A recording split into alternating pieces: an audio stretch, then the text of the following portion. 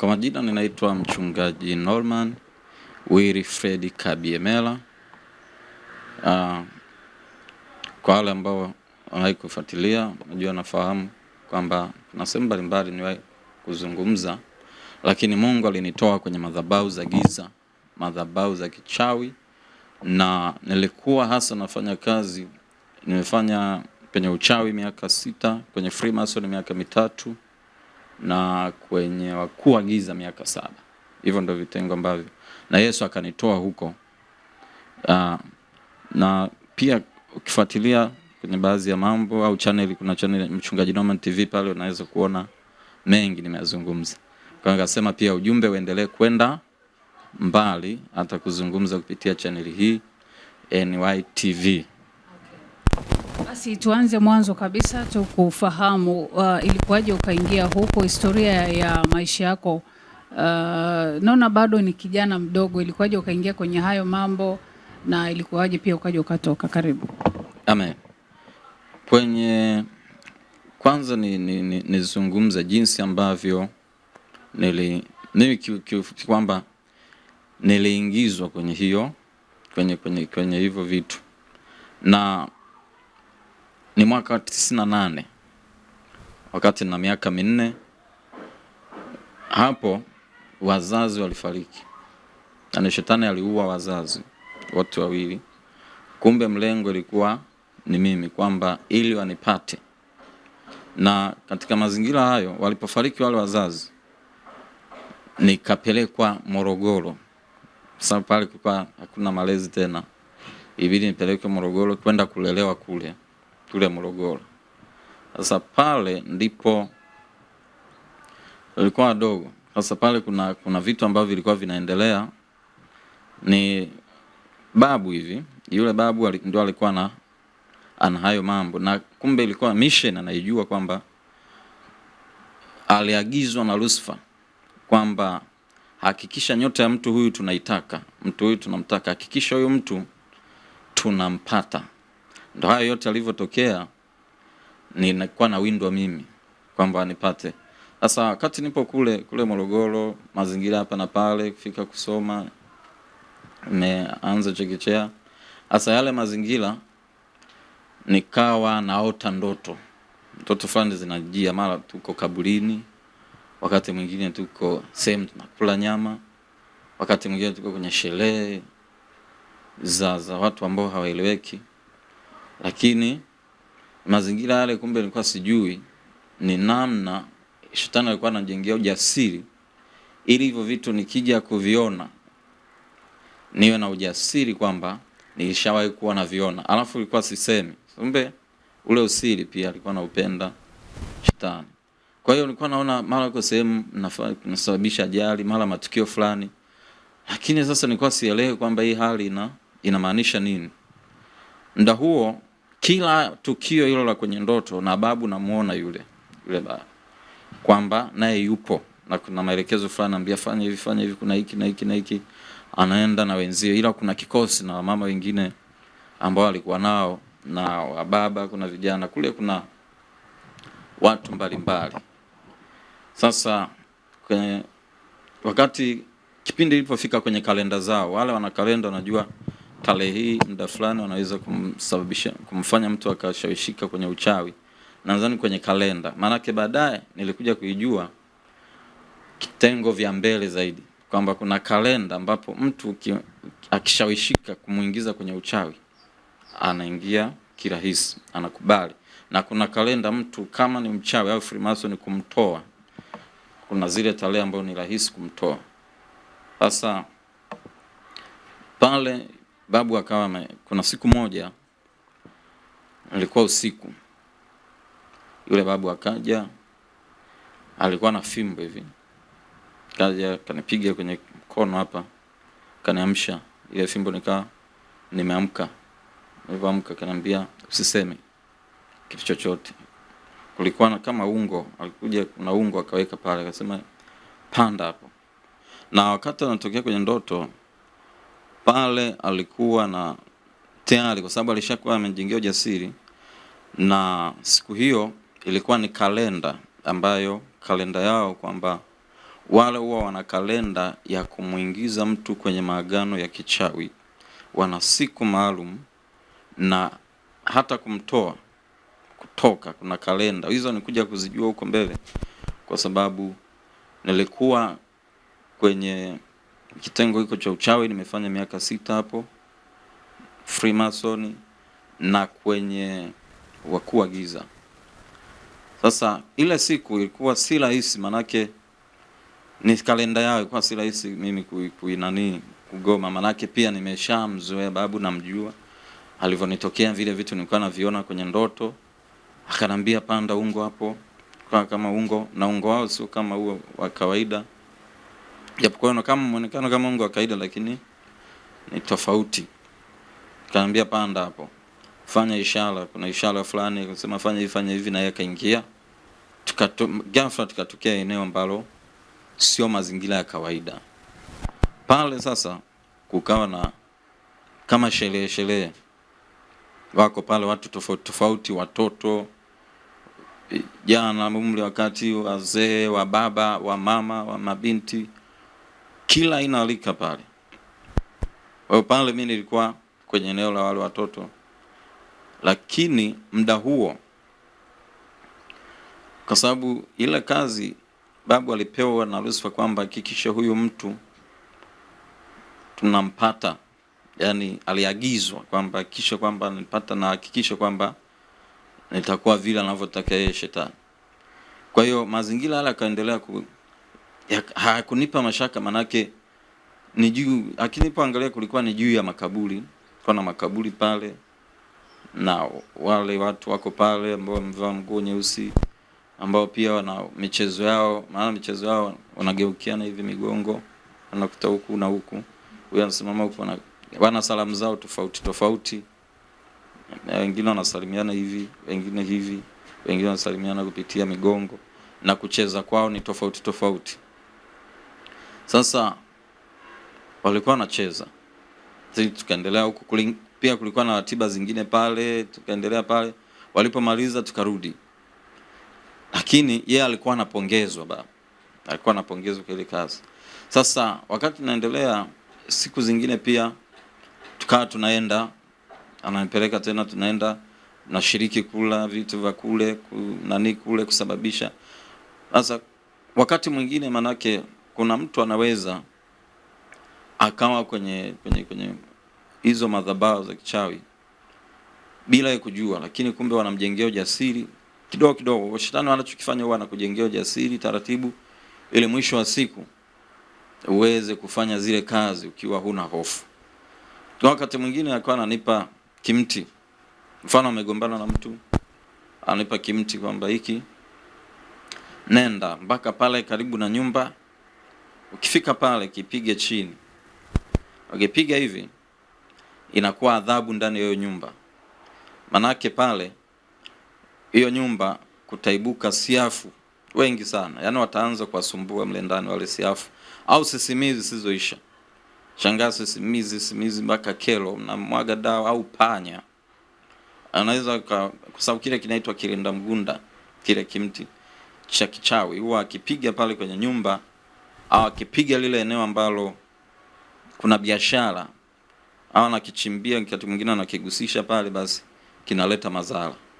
Na kama ni watu ambao wana ndoa, wana familia humo, wataanza kugombana mmoja baada ya mwingine, wataanza kuvurugana wao kwa wao. Mwisho wa siku migogoro inakuwa imeshamiri na watu wao wanatengana kabisa. Kama ni ndugu wanabaguana kabisa, wanakuwa wako mbali kabisa.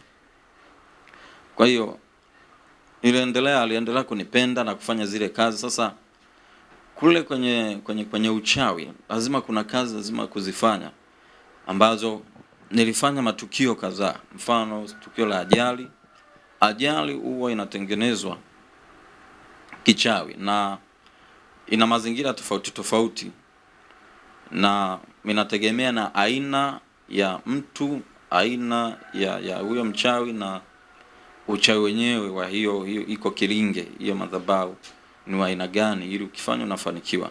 Maana unaweza kufundishwa mchawi anayejifunza uchawi wa aina hii, unaweza kuta mchawi wa aina hii haujui, Ndio maana hakuna kiongozi mmoja tu wa uchawi kote, lazima kuwe na kila yani kuna vimgawanyiko, kuna vikundi, na kila kikundi ndio kuna kiongozi mkubwa. Sasa kwenye uchawi ule tulikuwa tunasababisha ajali, na ajali zile zinasababisha kutokana kuweza kwanza unaweza kufanya ule uchawi kupitia pale eneo tu mtu unapokaa juu ya kaburi ambao liko njia panda, ukasababisha ile ajali, na inasababishwa siku moja kabla ya ajali yenyewe kutokea, yaani usiku ule wa kuamkia siku ya tukio.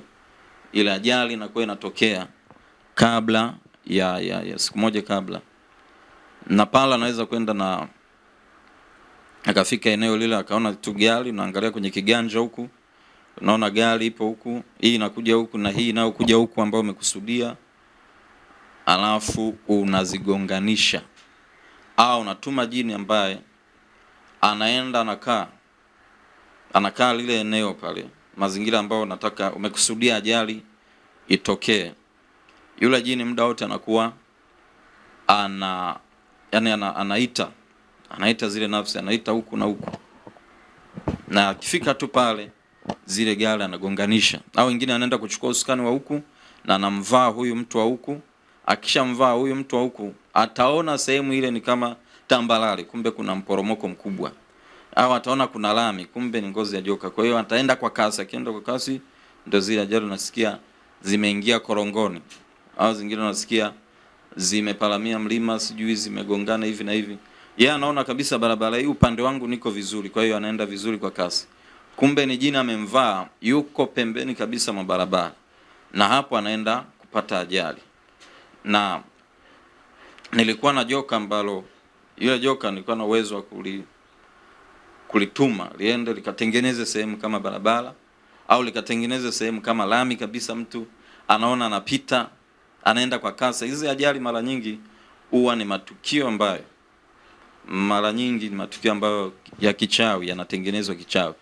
Kwa hiyo ni vizuri mtu akamwomba Mungu anapokuwa kwenye kuendesha vyombo vya moto. Na hata kwenye safari yako, mtu wa Mungu, popote pale, ni vizuri kama unaenda safari, muombe Mungu. Ilisababisha ajali nyingi sana, manake moja ya ajali ilisababisha pale Mikumi pale, kuna ajali fulani za nyuma. Nafikiri wale ambao wanaishi yale mazingira, karibu na yale mazingira, nafikiri kuna wakati walikuwa nasikia zile ajali ni za muda mrefu. Kuna ajali pale ilisababisha pale Mikumi, na mazingira pia mengine ya Morogoro pale Sabasaba, na pale Sabasaba pale Morogoro nilipokuwa Freemason nilikaa hapo sehemu moja inaitwa Mbuyuni pale Sabasaba. Pale nilikaa miaka 3. Na nilikuwa nafanya zile kazi za Freemason, lakini nilikuwa nakaa sehemu kwenye jumba ambalo mtu huwezi kujua anaingia nani anatoka nani. Hii nyumba watu walikuwa naiona, ila wajui hii ni nani anakaa hii nyumba, anaingia na kutoka, ila wanaona tu kuna mtu anaingia na kutoka, ila hawajui ni nani.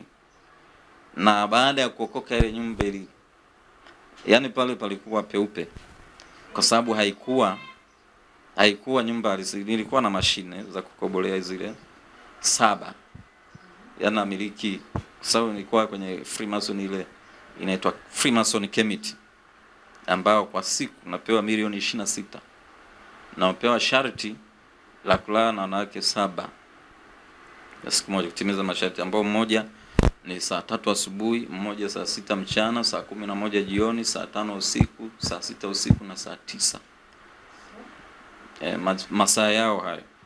Kwa hiyo sasa ilikuwa ni agano, ila kwenye uchawi huku lilisababisha baadhi ya ajali na baadhi ya magonjwa. Haya magonjwa wale huwa wanaletwa, yani inakuwa ulimwengu wa yani inakuwa unaenda kwenye hizi kumbi za starehe hizi, kwenye starehe unakuta tu yule jini anakuambia kuna mwanamke yuko hivi, huyo ndo tuliyekuandalia.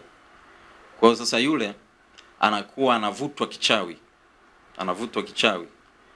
akivutwa basi unatimiza ile jambo lako. Na wengi ambao wapo kwenye hizi kumbi za starehe, wengi huwa nyota zao zinakuwa wamechukuliwa nyota na vivuli vyao, vivuli vile, kivuli cha pili. huwa wachawi wanawinda kivuli sana sana, kivuli cha pili ambacho ni nafsi ya mtu. Kile kivuli kina kazi kubwa. Kivuli cha kwanza ni mwili, cha pili nafsi, cha tatu ni roho. Na kuanzia rohoni, kivuli cha kwanza ni roho, cha pili nafsi, cha tatu ni mwili. Kwa hiyo huwa wanawinda sana kile kina kazi kubwa. Watu hao wanakuwa wanafungwa kule kichawi, alafu huyu tajiri anatajirika kupitia nyota za wale bila wao kujijua.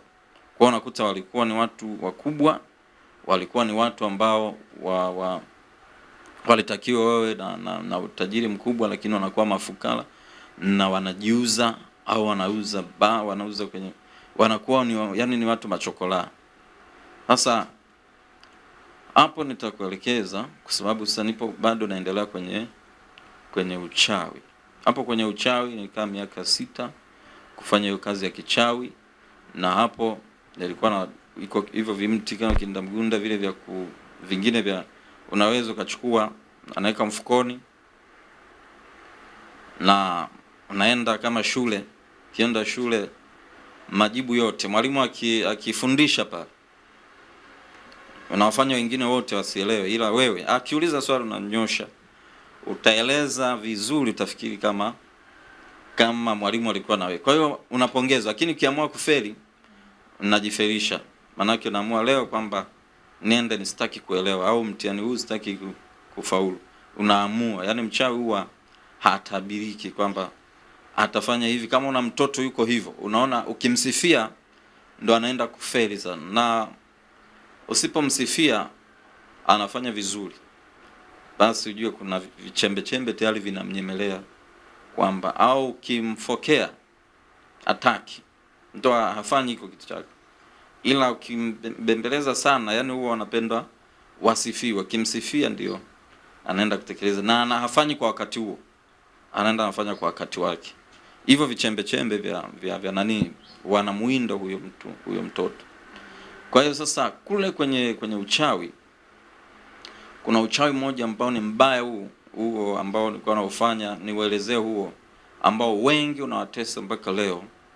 Unaitwa uchawi wa Rufyambo, au pia uchawi huu kwa jina jingine unaitwa Isifyati. Isifyati, uchawi wa Rufyambo. Sasa huo mtu anachukuliwa nywele yake pale alipochana, unaenda kuvamia, unachukua au kitu ambacho kinachohusiana na yeye pale. Ikichukuliwa kile kitu, ile nywele au kijiko au daftari au karatasi, kipande cha nguo, chochote kinachohusiana na hata mate au jasho lile nalotoa hivi, mchawi akiwa pale kichota ile jasho, basi anaenda kutengeneza uchawi. Akichukua iko, anaenda anachukua tena na anachukua na fedha, shilingi zile ambazo hazitumiki, manake wako wale ambao wamefungwa. Ile inatumika sana kufunga uchumi. Yaani mfano sasa hivi haitumiki shilingi 5, shilingi 10. Hizo manake ukienda hizo huwezi kununua chochote. Hizo ndo wachawi huwa wanazitaji sana.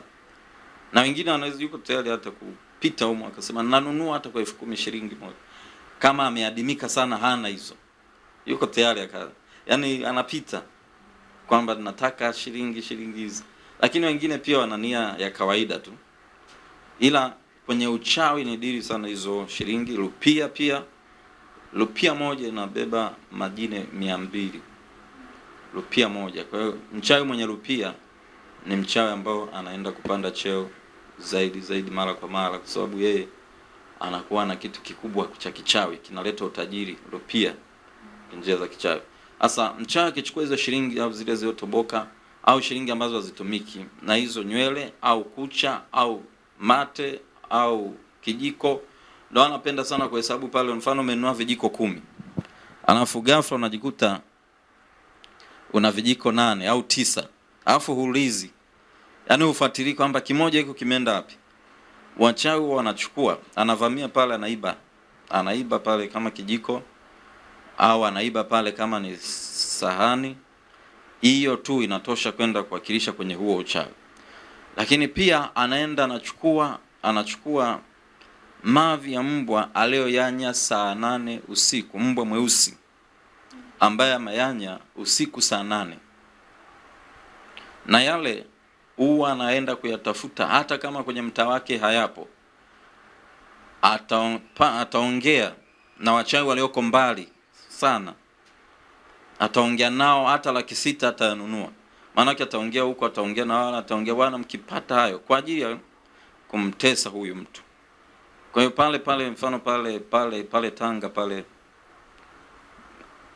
mtu huyu mchawi akienda pale akaomba idhini ya pale, kwamba kwanza naomba idhini wachawi wa eneo lake, alafu anaenda pale anatangazia umma kwamba jamani, usiku huu mkipata, akienda kwenye kikao kushiriki kile, kwa sababu anaweza akaomba ruhusa akaenda kushiriki kule, akaenda kuwaomba kwamba ukipata hayo mavi ya mbwa mweusi aliyoyanya saa 8 usiku, basi ninaomba, nina dili na kiasi kadhaa.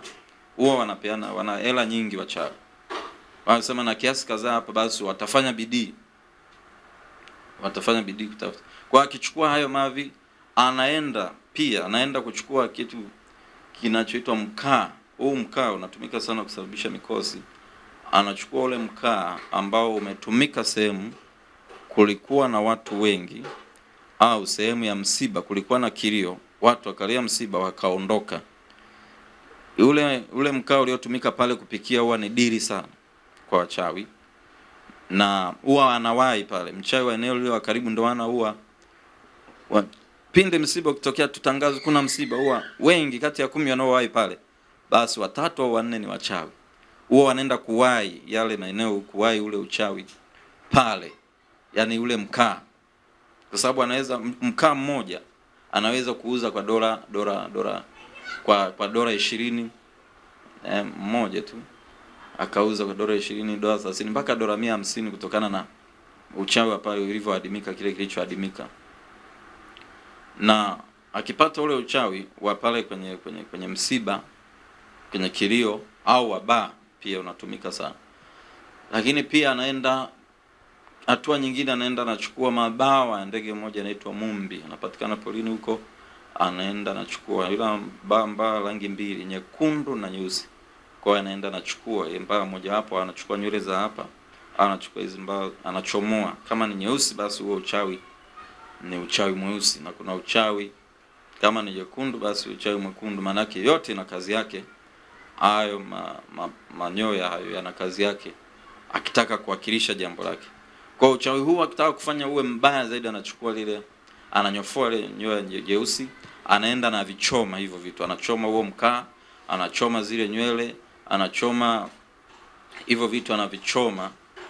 Zile shilingi achomi, ila anakuwa anazisemesha wakati anachoma, akiwa uchi, akiwa na kaanga hivyo vitu anavizungumzia, na madawa fulani ya elasin yala anachanganya ya kichawi. Elasin madawa ya kichawi anachanganya pale, akiwa uchi na anachanganya, ananuiza, anazungumza.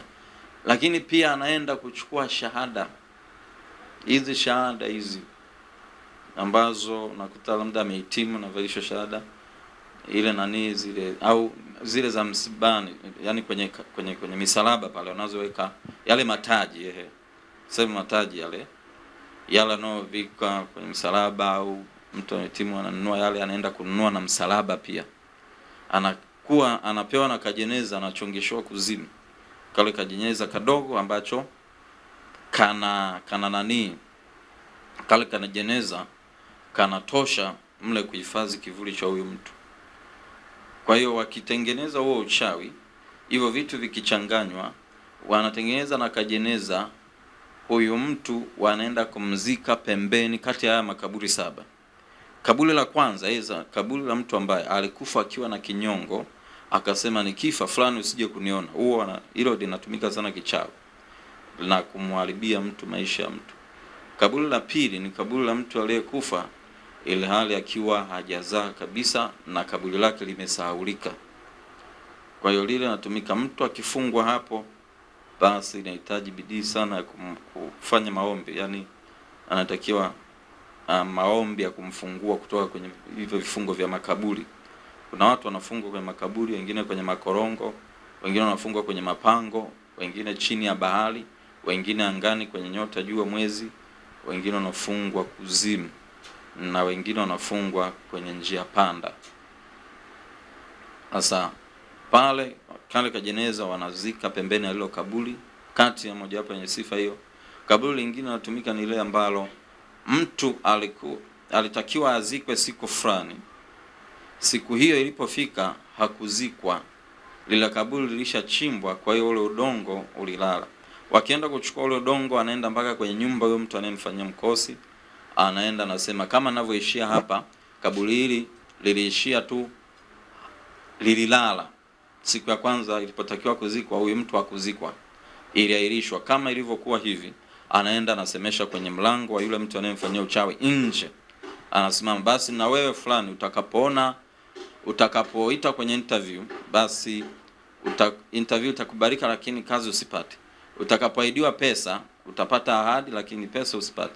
Vitu vyako vinakuwa vinaishia kuharibika, yani kama yeye alivyoishia pale mlangoni. Na wakati mwingine anakuwa na ile fimbo anaitega pale mlangoni, ukiruka ndio unakuwa huo uchawi utakung'ang'ania mpaka kwa dakika ya mwisho. Manake huyu mtu anahitaji neema ya Yesu zaidi, yani ni kwamba mpaka afuate, asimame vizuri kwa Mungu, maombi sana, na watu wenye nguvu kuliko yeye wamuombee ili afunguliwe. Sasa huo uchawi ni uchawi mbaya wa mikosi, ni uchawi mikosi. Na kwenye huo uchawi pia unahusishwa na ule unga wa Rufyambo. Kuna mtu wenyewe unaitwa Rufyambo hivyo hivyo, unakwanguliwa, wanakangua, ndio ule ni uchawi wenyewe. Sasa kwa sababu ule ukishawekwa mle kunalipuka kama moshi wa blue humu, kuna hiyo miti. Kwa hiyo hapo ndo uchawi unakamilika sasa, wa mkosi, nuksi na balaa linakamilika. Huyo mtu atakuwa na kilio. Kishafanyika pale, wakishazika wanakaa matanga siku 7, au wanaangalia kwenye hiyo familia, huo ukoo huo wanakaa matanga siku ngapi. Wanakaa matanga pale sawa sana hao watu wanavyokaa matanga, alafu wanaanua matanga, wakisema kuzaliwa wanaandika kwenye msalaba ule, kuzaliwa tarehe fulani, kufa siku fulani, wanakukadiria siku ya kufa.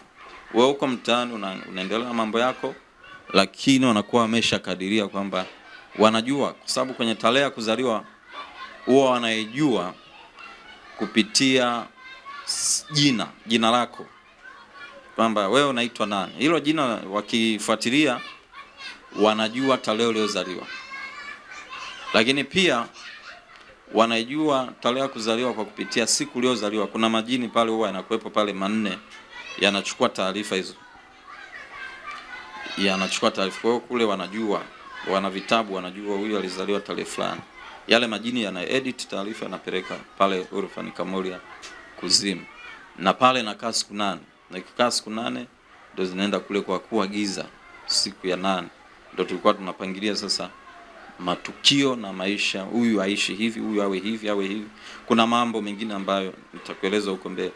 Lakini pia uchawi huo kisha kamilika, kisha nua matanga, hapo ndipo utaanza sasa kuona dalili hizi. Kwanza utajikuta kwamba kuna mikosi inaanza kukuandama, yani biashara inaanza kuporomoka. Kama utaanza mara utakuta unaharibikiwa na kitu kimoja baada ya kingine, kama vyombo vya usafiri, kama ni nyumba, kama ni fedha, utashangaa unaanza kupoteza pesa, au unavamiwa na madeni yasiyokuwa na kichwa wala miguu. Yani unakuta tu unadaiwa na kulipa. Sasa jinsi ya kulipa, ukilipa ukimaliza lazima itakuhitaji ukope tena, kwa sababu ule uchawi wameshakuzika pale, yani wanazika ndoa, wanazika familia, wanazika afya, wanazika uchumi, wanazika nini, vyote vilivyotengenezwa pale. Maana yake wanasema ndio fulani, maisha fulani tunayazika.